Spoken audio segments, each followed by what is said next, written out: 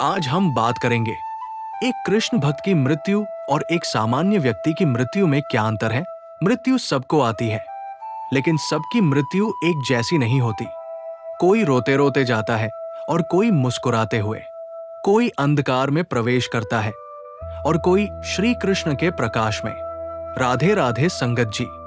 जब भी मृत्यु का नाम आता है, मनुष्य का हृदय कांप उठता है। संसार का सबसे बड़ा भय मृत्यु का भय है। राजा हो या रंक, विद्वान हो या मूर्ख, हर व्यक्ति जानता है कि एक दिन उसे ये शरीर छोड़कर जाना है। लेकिन आज का सत्संग एक बहुत गहरे रहस्य को प्रकट करता है। क्या एक कृष्ण भक्त और एक सामान्य व्यक्ति की मृत्यु समान होती है? बाहर से देखने पर दोनों की मृत्यु एक जैसी दिखाई दे सकती है। दोनों का शरीर शांत हो जाता है, दोनों की सांसें रुक जाती है, दोनों की आंखें बंद हो जाती है। लेकिन आध्यात्मिक दृष्टि से दोनों के बीच उतना ही अंतर है जितना सूर्य और दीपक में, आकाश और मिट्टी में, समुद्र और बूंद में। श्रीमद् भगवद गीता में भगवान श्री कृष्ण ने अर्जुन से कहा, अंतकाले च मामेव स्मरण मुक्त्वा कलेवरम। ये प्रयाति स मद्भाव याति नास्त्यत्र संशय। अर्थात जो व्यक्ति अंतिम समय में मेरा स्मरण करते हुए शरीर छोड़ता है, वो मेरे धाम को प्राप्त होता है। यही वो रहस्य है जो अधिकांश लोग नहीं जानते। पहला रहस्य, मृत्यु के समय मन की स्थिति। जब एक सामान्य व्यक्ति मृत्यु के निकट पहुंचता है तो उसका मन हजारों चिंताओं से घिर जाता है। वो सोचता है, मेरे बच्चों का क्या होगा, मेरी संपत्ति का क्या होगा, मेरे अधूरे काम कौन पूरे करेगा, मैं अभी मरना नहीं चाहता। उसका मन संसार में उलझा रहता है। लेकिन एक सच्चा कृष्ण भक्त वर्षों से अपने मन को श्री कृष्ण के चरणों में समर्पित कर चुका होता है। उसने पहले ही स्वीकार कर लिया होता है, हे प्रभु, ये शरीर आपका है, ये जीवन आपका है, ये संसार आपका है। इसलिए मृत्यु उसके लिए भय नहीं बल्कि मिलन का अवसर बन जाती है। दूसरा रहस्य, यमदूत और विष्णुदूत। पुराणों में वर्णन आता है कि मृत्यु के समय सामान्य मनुष्य के पास यमदूत आते हैं। यमदूत व्यक्ति के कर्मों का लेखा जोखा देखकर उसे अगले लोक में ले जाते हैं। लेकिन जो सच्चे हृदय से कृष्ण भक्ति करता है, उसके लिए विष्णुदूत आते हैं। भागवत महापुराण में अजामिल की कथा इसका प्रमाण है। अजामिल ने अंतिम समय में अपने पुत्र का नाम लेकर नारायण पुकारा। भगवान के नाम का प्रभाव इतना महान था कि विष्णुदूत स्वयं आ गए और यमदूतों को रोक दिया। सोचिए, यदि केवल एक बार नाम लेने से इतना प्रभाव हुआ, तो जो व्यक्ति जीवन भर राधे श्याम का जप करता है, उसकी मृत्यु कितनी दिव्य होगी। तीसरा रहस्य, मृत्यु के समय दिखाई देने वाले दृश्य। सामान्य व्यक्ति को मृत्यु के समय अजीब दृश्य दिखाई देते हैं। कई बार वो भयभीत हो जाता है। कई लोगों ने मृत्यु से पहले घबराकर कहा, मुझे बचाओ, कोई मुझे ले जाने आया है। लेकिन अनेक संतों और भक्तों की जीवन कथाओं में वर्णन मिलता है कि उन्हें अंतिम समय में श्री कृष्ण के दर्शन हुए। किसी ने बांसुरी की धुन सुनी, किसी ने वृंदावन देखा, किसी ने राधा रानी की झलक पाई, किसी ने दिव्य प्रकाश का अनुभव किया। चौथा रहस्य, शरीर छोड़ने का अनुभव।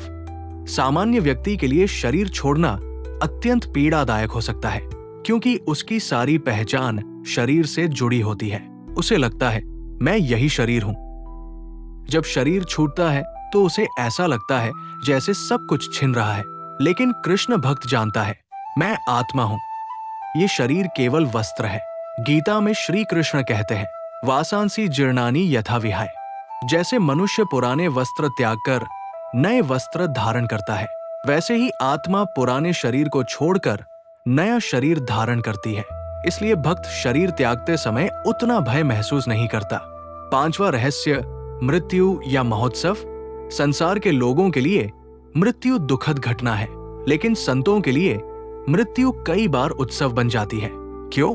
क्योंकि वे जानते हैं कि अब प्रभु से मिलने का समय आ गया है। मीरा ने कहा था, मेरे तो गिरधर गोपाल, दूसरों न कोई। जिसने जीवन भर केवल कृष्ण को चाहा हो, उसके लिए मृत्यु अलगाव नहीं बल्कि मिलन है। छठा रहस्य, अंतिम स्मरण। श्री कृष्ण कहते हैं, ये वापी स्मरण भाव त्यजत्यन्ते कलेवरम। मनुष्य जिस भाव का स्मरण करते हुए शरीर छोड़ता है, वही अवस्था उसे प्राप्त होती है। सामान्य व्यक्ति धन, परिवार, व्यापार और इच्छाओं का स्मरण करता है, लेकिन भक्त का मन कृष्ण में लगा होता है, इसलिए उसकी यात्रा अलग दिशा में चल पड़ती है। 7वां रहस्य, कर्मों की जंजीर।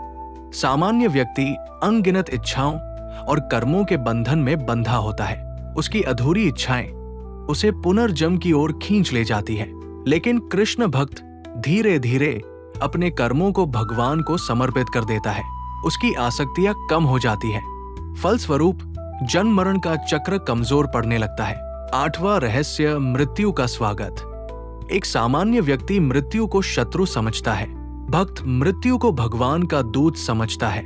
उसे विश्वास होता है कि जो होगा कृष्ण की इच्छा से होगा। यही विश्वास मृत्यु के भय को समाप्त कर देता है। संगत जी, ये तो केवल शुरुआत है। वास्तविक अंतर तो और भी गहरा है। मृत्यु के बाद आत्मा की यात्रा, वैकुंठ के रहस्य, गोलोक वृंदावन की प्राप्ति, भक्त के अंतिम क्षणों में होने वाली दिव्य घटनाएं और वो रहस्य जो शास्त्रों में अत्यंत गोपनीय माना गया है। हम आगे जानेंगे मृत्यु के बाद कृष्ण भक्त की आत्मा के साथ क्या होता है। क्या सचमुच विष्णुदूत लेने आते हैं? गोलोक वृंदावन कैसा है? अंतिम समय में कृष्ण भक्त कौन कौन से संकेत देखता है?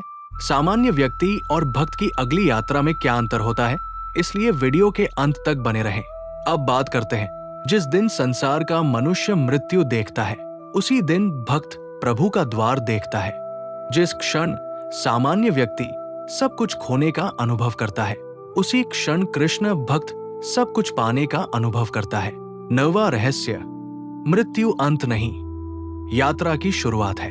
संसार का अधिकांश व्यक्ति मृत्यु को अंत समझता है।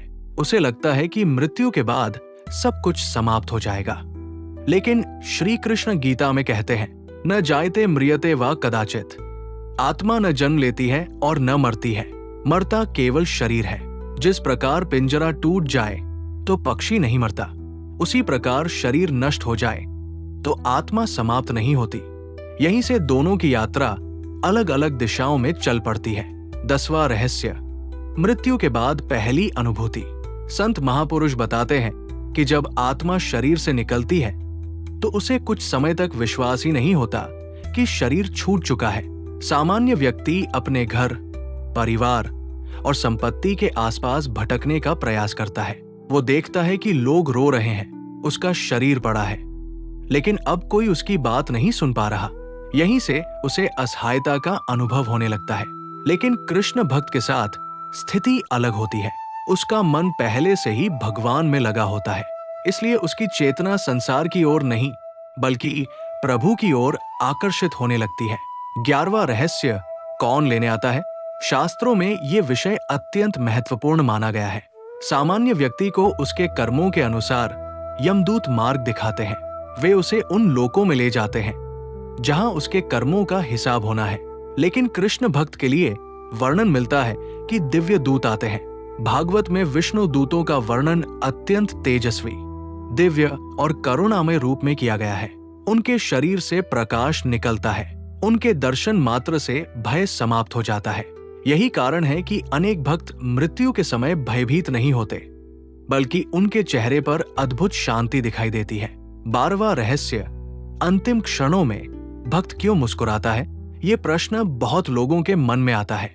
कई संतों और भक्तों के जीवन में देखा गया कि अंतिम समय में वे मुस्कुरा रहे थे। क्यों? क्योंकि वे वो देख रहे होते हैं जो सामान्य आंखें नहीं देख सकती। वे उस दिव्य उपस्थिति को अनुभव करते हैं जिसके लिए उन्होंने पूरा जीवन साधना की थी।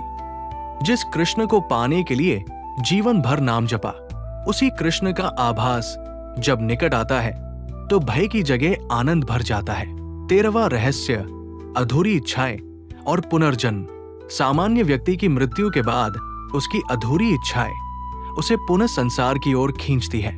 धन की इच्छा, मान सम्मान की इच्छा, भूख की इच्छा, प्रतिशोध की इच्छा, यही इच्छाएं पुनर्जन्म का कारण बनती है।